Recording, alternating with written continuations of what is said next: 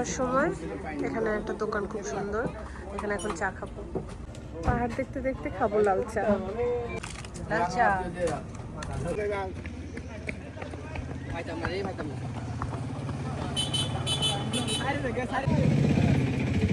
কংলাকে ওঠার আগের রাস্তা, যেটা এখন সিঁড়ি কাজ চলছে, দেখে খুব ভালো লাগতেছে।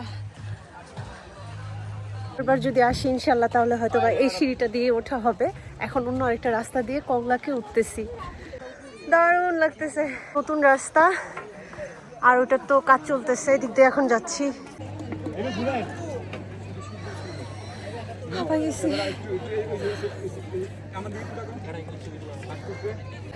একদম ঘেমে ভিজে হয়ে গেছি, সূর্য ডুবে গেছে, আরেকটু বাকি।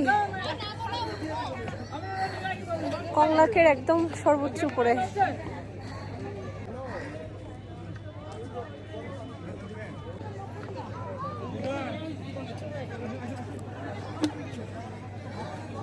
এখন যারা সাজেকে আসবেন একটু রয়ে শুয়ে আসবেন, কারণ কংলাক পাহাড়ের সিঁড়ির কাজ চলতেছে।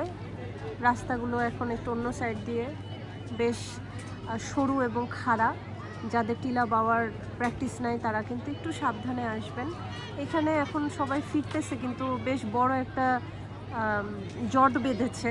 সো নামার সময় কোনো ধরনের দুর্ঘটনা ঘটতেই পারে।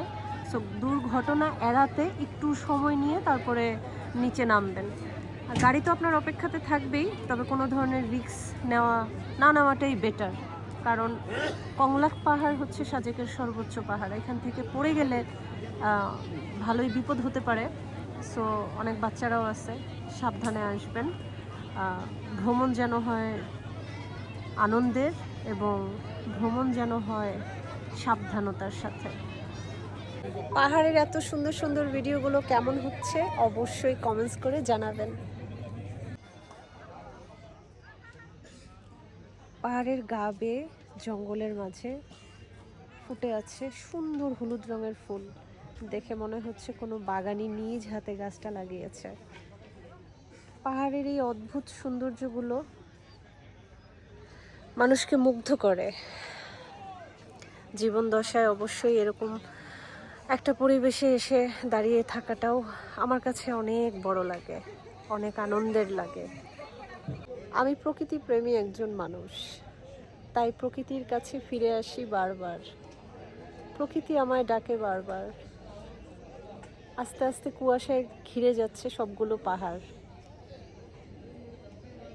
রাতের সৌন্দর্যটা ফুটে উঠছে। রিসোর্টটা দেখে ভালো লাগছে না? এটা হচ্ছে একদম কংলাকের উপরের থেকে এই ঢালটার মধ্যে, আর এই হলো কংলাকের উপর থেকে দেখা যাচ্ছে দূরে সাজেকের বিজি সাইড। সন্ধ্যা রাত, এখন আস্তে আস্তে নিচে নামবো। Thank you and visit again. ধন্যবাদ, আবার আসবেন। সৌজন্যে কংলাক উন্নয়ন কমিটি।